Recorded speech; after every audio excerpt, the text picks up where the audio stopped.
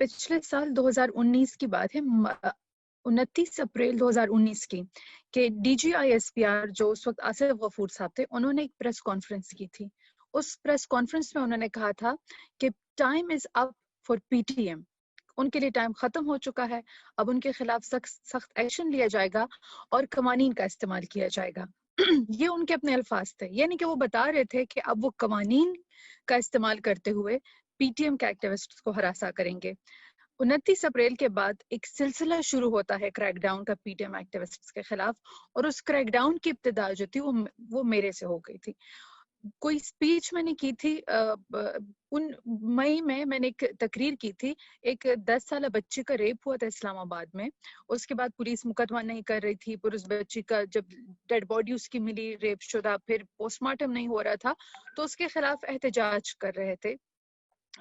وہاں کی جو کمیونٹی تھی وہ احتجاج کر رہی تھی، میں بھی وہاں سولیڈیرٹی کرنے کے لیے گئی تھی. اور سب میں نے کوئی 2 منٹ کی تقریر میں نے کی تھی، جس میں نے ملٹرائز سوسائٹیز میں کس طرح سے جو جنسی استحصال ہوتا ہے وہ بڑھ جاتا ہے، اس کے حوالے سے بات کی. میری اس 2 منٹ کی تقریر کو لے کر جو ٹویٹر کے اوپر ڈالی گئی اور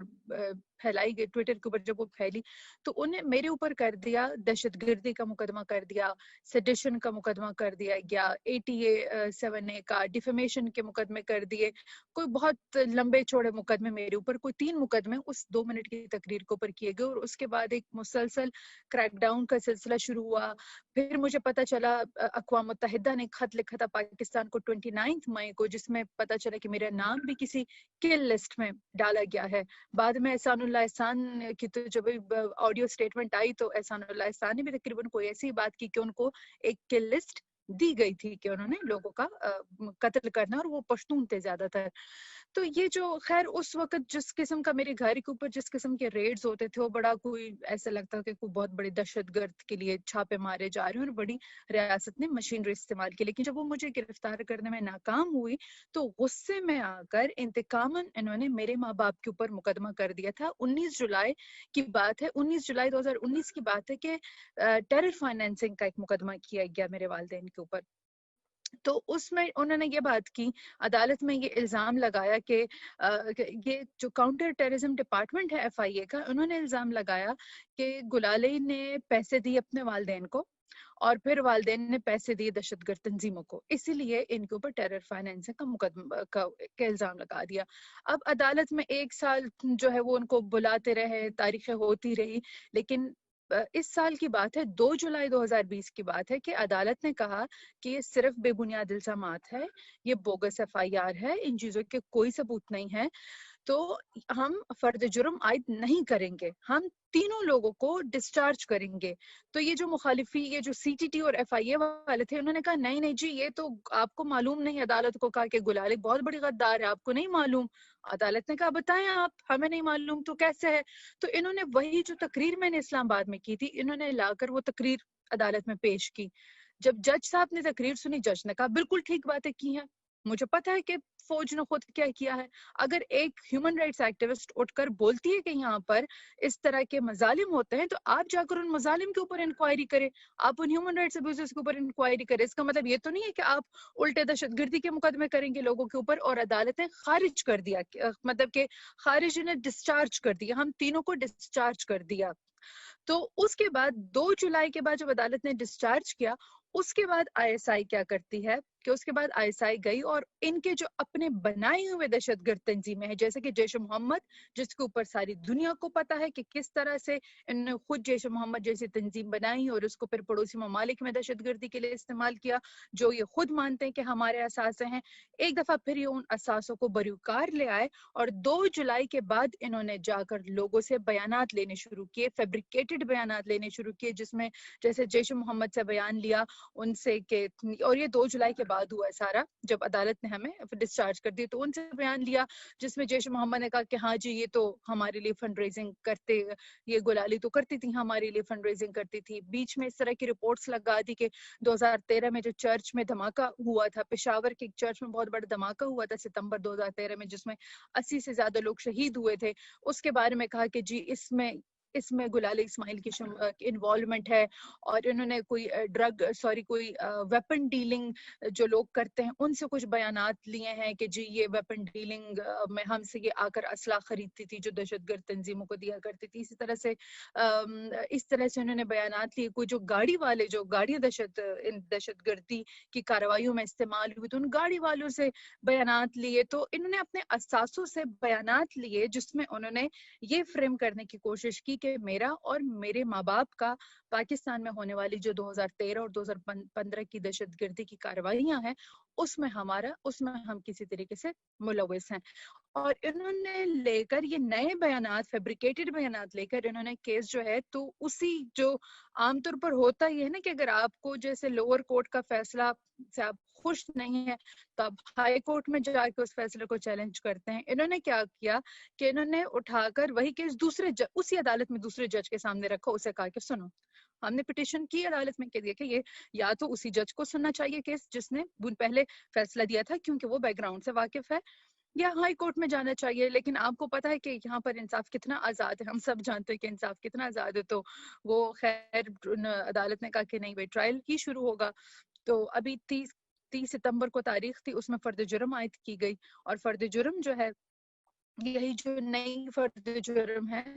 جو بنیادی مقدمہ ہے. اگر آپ وہ ایف آئی آر اٹھا کر دیکھتے ہیں تو ایف آئی آر میں یہ بات کی جاتی ہے کہ گلالی نے پیسے اپنے ماں باپ کو دیے ہیں اور ماں باپ نے استعمال کی دہشت گردی میں. اب جو فرد جرم عائد کی گئی ہے اس کا ایف آئی آر سے کوئی تعلق نہیں ہے. ایف آئی آر اب جو فرد جرم ہے وہ یہ کہتی ہے کہ یہ دہشت گرد حملوں میں یہ جو چرچ میں اور امام بارگاہ میں دہشت گرد حملے میں ملوث رہے ہیں. اب یہ فرد جرم جو ہے وہ عائد کی ہے اپنے اثاثوں سے جھوٹے بیانات. اگر میرا تعلق 2000 ان کے خیال میں 2013 میں ملوث رہی کسی دہشت گرد حملے میں اور میرے والدین, ان کو 8 سال بعد پتا چلتا ہے کہ گلالی اور اس کے والدین ملوث تھے. یہ ادارے 8 سال سو رہے تھے, یہ 8 سال میں انصاف نہیں کر سکے, یہ 8 سال میں اپنے مجرم معلوم نہیں کر سکے. یہ اس وقت ان نے کیوں بیان نہیں لیے تھے جب 2013 میں یہ دھماکے ہوئے تھے؟ تو یہی جیش محمد اور یہی ان کے احساس ہے, تب ان کو کیوں بیان نہیں دے رہے تھے؟ انہوں نے آ کر تبھی کیوں بیان دیا جب عدالت نے ہمیں ڈسچارج کیا کیس سے, تبھی جا کر یہ ان کے اثاثے جیسے سلیپنگ بیگز ہوتے ہیں نا, ہم لوگ فلموں میں ایک لفظ سنتے ہیں کہ جو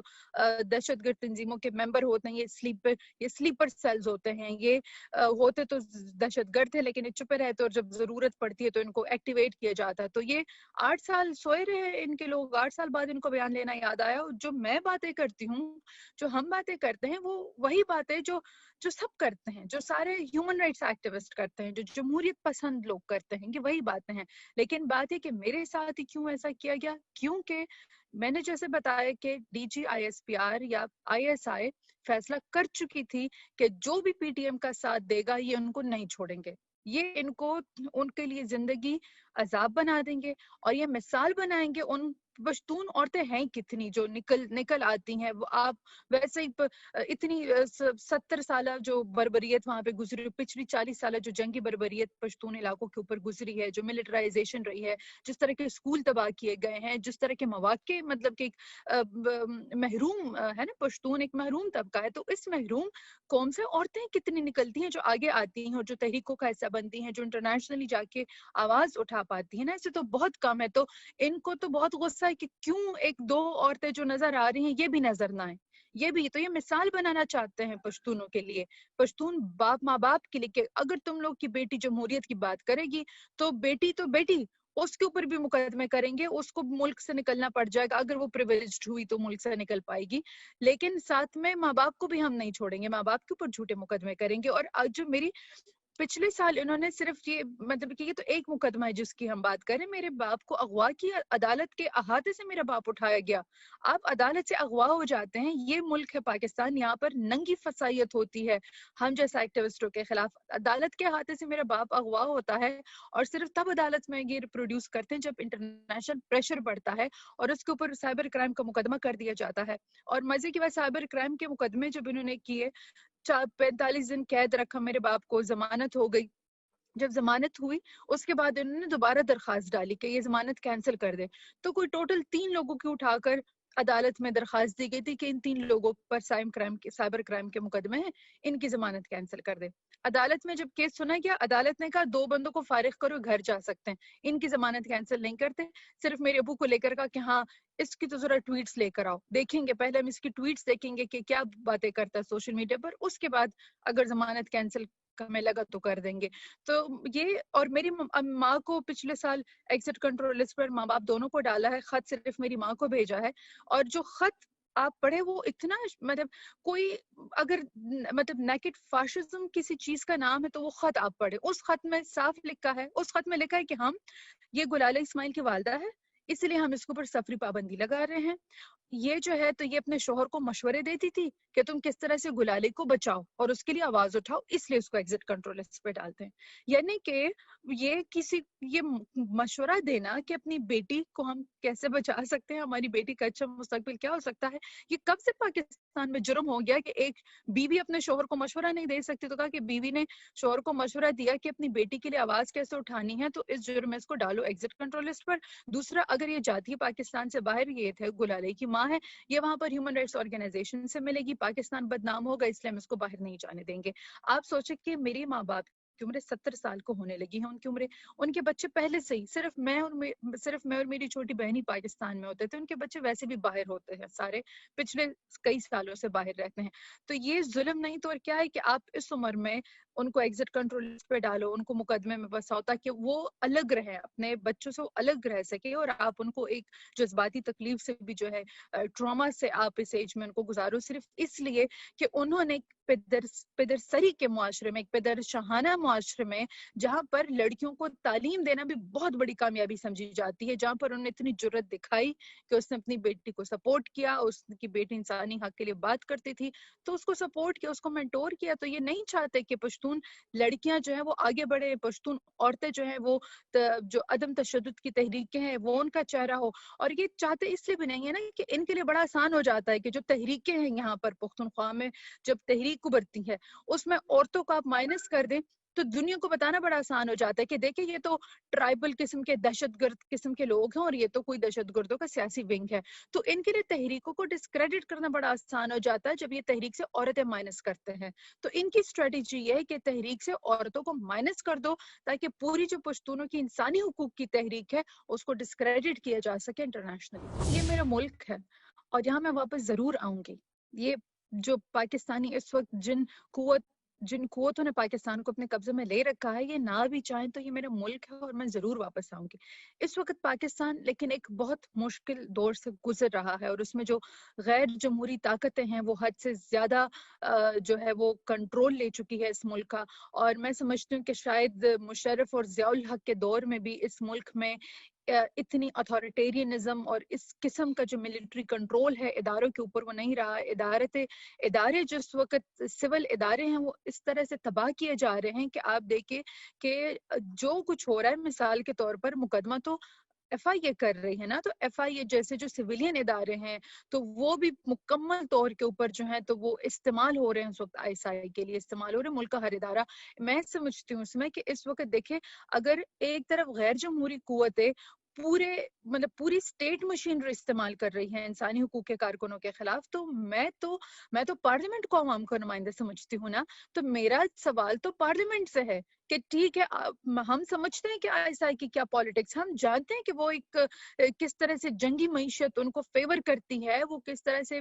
پالیسی اور معیشت کا کنٹرول چاہتے ہیں، ان کو فیور کرتا ہے کہ ہم جیسے لوگوں کے خلاف کریک ڈاؤن کریں۔ لیکن میرا سوال تو پارلیمنٹ سے ہے نا کہ آپ کیوں چپ ہیں؟ پارلیمنٹ کی انسانی حقوق کمیٹیاں کیوں چپ ہے؟ انسانی حقوق کی منسٹری کیوں چپ ہے؟ جب یہ کیوں تو پارلیمنٹ کیوں تماشائی بنی ہوئی ہے؟ آپ کے سٹیزنز کو جو ہے تو اس طرح سے ننگی بربریت کا مظاہرہ کیے جا رہا ہے آپ کے شہریوں کے اوپر جو کہ اس ملک میں جمہوریت کی بات کر رہے ہیں اور آپ خاموش بیٹھے ہوئے ہیں۔ میری ماں باپ نے مصطفیٰ نواز کھوکھر کو بھی خط لکھا ہے، میرے ماں باپ نے بلاول بھٹو کو بھی خط لکھا ہے، ہم نے منسٹر شری مزاری کو بھی خط میرے ماں باپ نے لکھا ہے اور ان کو اپیل کی ہے کہ آپ کیوں چپ ہیں، آپ کیوں ریاستی مشینری جو ہے تو وہ کیا صرف شہریوں کو پرسیکیوٹ کرنے کے لیے استعمال ہوگی؟ کیوں نہیں آپ کچھ کرتے؟ آپ کیوں اس کے خلاف کچھ نہیں کرتے؟ کیوں اس کو اس پرسیکیوشن کو نہیں روکتے؟ تو میرا خیال ہے کہ اس وقت پارلیمنٹ کو یہ بحث اٹھانی ہوگی، اور ان کو کم از کم ابھی جو پی ڈی ایم بنا ہے تو اس سے تو ہماری بڑی امید ہے کہ آخر کار جو اپوزیشن پارٹیاں ہیں تو وہ ایک پلیٹ فارم کے اوپر جمع ہو رہی ہے اور وہ اس ملک میں جمہوریت کی بات کر رہی ہیں. اور لیکن یہ جو انہوں نے بنائی ہے تو میری بڑی امید ہے کہ یہ ضرور اس کے اوپر بات کرے کہ ہم نے مل کر ان شہریوں کو کیسے پروٹیکٹ کرنا ہے. کیونکہ دیکھیں میں تو کسی سیاسی پارٹی کی لیڈر نہیں ہوں نا کہ میں کوئی نیگوشیٹ کر لوں گی تو کچھ میں اپنے بات سے پیچھے ہٹ جاؤں گی. کچھ فوج تو مطلب کہ میں نہ تو کسی سیاسی پارٹی کی لیڈر ہوں، نہ تو میں کوئی سینیٹر ایم این اے ہوں، تو میں تو ایون مطلب کہ I have nothing to offer in negotiation, نہ کہ میں کوئی ڈیل ویل کر لوں گی. تو ان کے پاس تو بہت کچھ ہوتا ہے نیگوشیٹ کرنے کے لیے، 2 قدم آپ آگے جاتے 2 قدم پیچھے جاتے. تو ان سیاسی پارٹیوں کی ذمہ داری بنتی ہے، یہ اپوزیشن کی ذمہ داری بنتی ہے کہ جب آپ کے شہریوں کو جو ادارے آپ کے شہریوں کو ریاست یرغمال ہو اور پرسیکیوٹ کر رہے ہیں تو آپ کو کچھ کرنا ہوگا. تو میرا سوال جو ہے وہ ان سیاسی پارٹیوں، میری نگاہیں پارلیمنٹ کی طرف ہیں کہ پارلیمنٹ کو لاہ عمل پارلیمنٹ کو تیار کرنا ہوگا. لاہ عمل مجھے نہیں تیار کرنا ہوگا. میرا ملک ہے، میں واپس ضرور آؤں گی، یہ میرا حق ہے، یہ میرا آئینی حق ہے کہ میں بات کرتی رہوں گی. اگر کسی ادارے کو یہ لگتا ہے کہ وہ میرے ماں باپ کو پرسیکیوٹ کریں گے تو میں چپ ہو جاؤں گی، تو وہ ان کو جاننا چاہیے کہ میں اس باپ کی بیٹی ہوں جس نے ساری عمر فوج کی مار کھائی ہے، فوج سے مار کھائی، اپنی حق بات سے کبھی پیچھے نہیں ہٹا. مشرف دور میں میرے باپ کو کئی دفعہ مشرف دور میں بھی گرفتار کیا گیا تھا. پرویز مشرف نے بھی بڑے مقدمے بنائے تھے میرے باپ کے اوپر. میرے باپ نے مشرف دور میں بھی جیلیں گزاری تھی، میرا باپ اب بھی جیلیں گزار لے گا. مجھے خاموش کرنے کے لیے کبھی نہیں کہے گا.